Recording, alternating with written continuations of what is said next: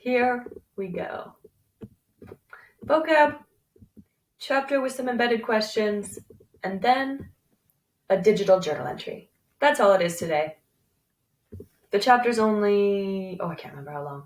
Let me check. Chapter's only 17 minutes. Not bad.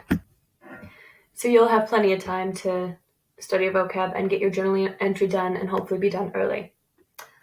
Okay, let's start vocab. Chapter 9. Jot down the words you don't know. And here we go. Dunce's cap. It's a cone-shaped hat worn by naughty students as a punishment. We don't do this anymore because we don't believe in humiliating and traumatizing students anymore in schools. Looks like this.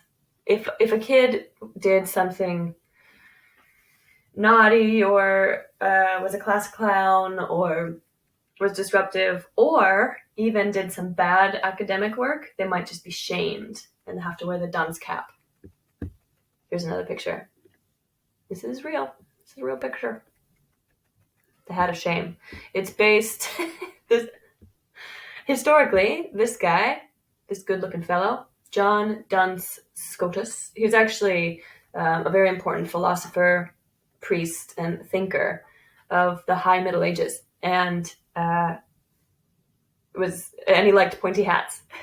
This hat isn't very pointy, but he and his followers, so-called duncemen, would wear pointy hats because they believed it funneled knowledge into their heads from heaven.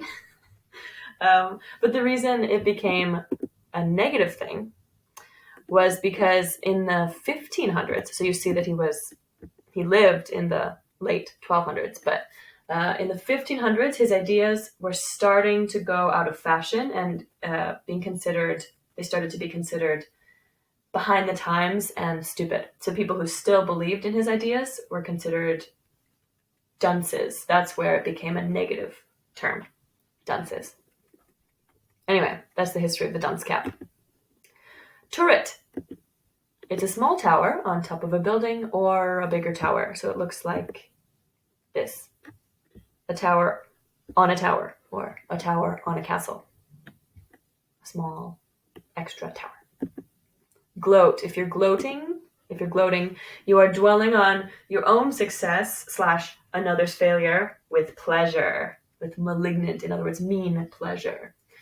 You're like, neener, neener, you got a D, I got a C, or you lost, I won, That's gloating. Centaur. Whoops. Let me change this. There we go. Now I can see the words. Okay, a centaur is half human, half horse in Greek mythology, but many of you probably already knew this from Harry Potter.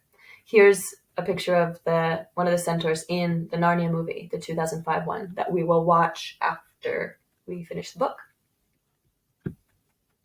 Eerie. If something's eerie, it's spooky or creepy. An eerie silence. Scary. Here is one expression. To give the cold shoulder. It's to ignore someone on purpose. She gave me the cold shoulder at the party. She ignored me. Study! Woohoo!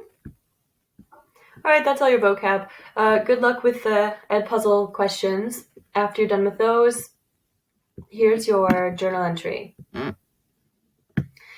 You're going to choose one of these. One.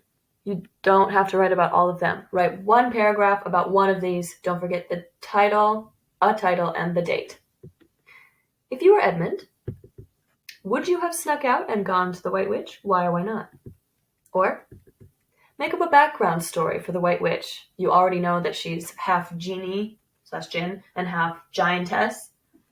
So perhaps start there. Or choose this one. Have you read any of the other Narnia books? If so, which was your favorite and why? They're so good, guys. You should totally read the rest of the series. So you'll go to Google Classroom. Let's take 7A as an example. Oh, it's the top. Okay. Narnia journal entries. You'll click on that. I created a document for you. It's not really a template or anything. It's just then you don't have to create a document.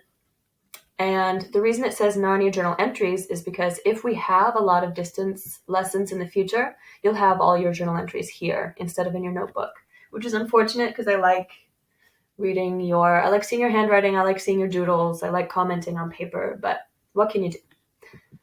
So you'll write your one journal entry for today here in that doc. Good luck, have fun.